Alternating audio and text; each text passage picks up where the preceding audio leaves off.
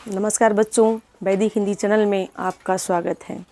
आइए आज फसल कविता का प्रश्न उत्तर देखते हैं और वीडियो अंत तक देखेंगे। चैनल को सब्सक्राइब करेंगे, लाइक करेंगे, शेयर करेंगे।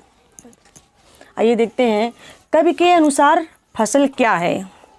तो आपने कविता में पढ़ा था कि कवि के अनुसार फसल जो है वो मिट्टी, वायु, सूर्य इत्यादि का योगदान का परिणाम है। जैसे देखिए, कवि के अनुसार फसल पानी, मिट्टी, मानव परिश्रम, धूप और हवा का योगदान का परिणाम है। फसलों में ढेर सारी नदियों के जल और मिट्टी का गुणधर समाया होता है। इनको तैयार करने में सूरज और हवा का प्रभाव एवं अनेक लोगों के हाथों का स्पर्श मिला है। अतः हम कह सकते हैं फसल किसी एक के मेहनत के नहीं बल्कि प्रकृति, किसानों तथा मजदूरों के परिश्रम का परिणाम है।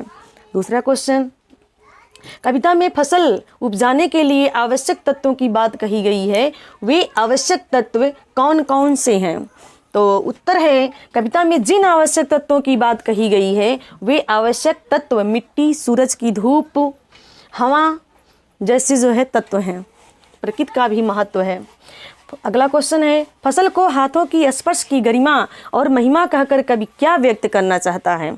तो उत्तर होगा, कवि ने कहा है कि खेतों में काम करने वाले लोगों के हाथों के स्पर्श की गरिमा और महिमा में फसलें बढ़ती हैं। फसलें किसानों और मजदूरों की मेहनत के कारण उगाए जाते हैं। नहीं,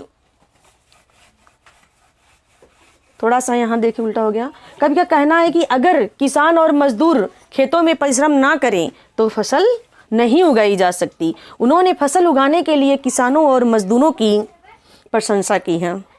नेक्स्ट क्वेश्चन बताते हैं। नेक्स्ट क्वेश्चन देखते हैं, भाव स्पष्ट कीजिए। रूपांतर है सूरज की किरणों का, सिमटा हुआ संकोच है हवा की थिरकन का। इसका भाव आपको स्पष्ट करना है। तो देखिए, प्रस्तुत पंक्तियों का भाव है कि फसल के लिए सूरज और हवा दोनों ही आवश्यक हैं। प्रकृति के ये दोनों अवयव फसल को तैयार करने में बहुत योगदान करते हैं। फसलें सूरज की धूप से भोजन बनाती हैं और हवा की थिरकन से बढ़ती हैं। अर्थात जो है फसल में हवा और धूप समाहित है। ये कवि ने फसल को हजार हजार खेतों की मिट्टी का गुणधर्म कहा है। आगे है, मिट्टी के गुणधर्म को आप किस तरह परिभाषित करेंगे?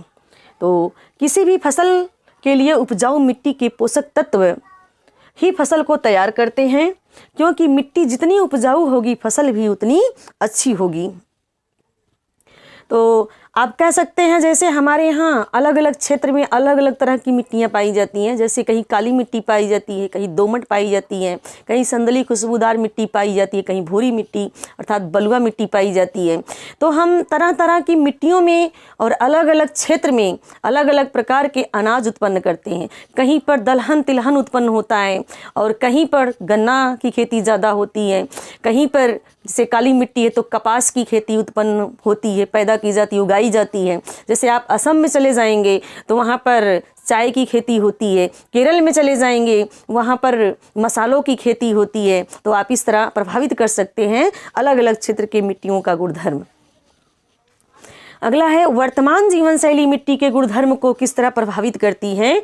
तो उत्तर है, विज्ञान की प्रगति के कारण वर्तमान में जीवन शैली बहुत प्रदूषित हो गई है। जैसे प्लास्टिक गाड़ियों और कंपनियों, फैक्ट्रियों से निकलने वाले धुआं, कचरा इत्यादि जो है मिट्टी में मिलकर उसकी उर्वरा शक्ति को नष्ट कर देता है, जिसका बुरा प्रभाव फसलों पर पड़ता है। जैसे आजकल हम पराली जलाते हैं तो उससे जो कीट पतंगे होते हैं मर जाते हैं, भूमि भी जल जाती है, उसमें जो केचुआ वगैरह होते हैं वो मर जाते हैं। कीटनाशक दवाओं के प्रयोग से भी मिट्टी पर बहुत प्रभाव पड़ता है, जिससे हमारी मिट्टी उपजाऊ नहीं होती है, अनुपजाऊ हो जाती है। नेक्स्ट क्वेश्चन, मिट्टी अपना गुणधर्म छोड़ने की स्थिति में क्या किसी भी प्रकार के जीवन की कल्पना की जा सकती है? अर्थात यदि मिट्टी अपनी उर्वरा शक्ति को छोड़ दे तो क्या पृथ्वी पर जीवन की कल्पना हो सकती है? जीवन यापन कर सकते हैं आप, या जीवन होने की संभावना हो सकती है?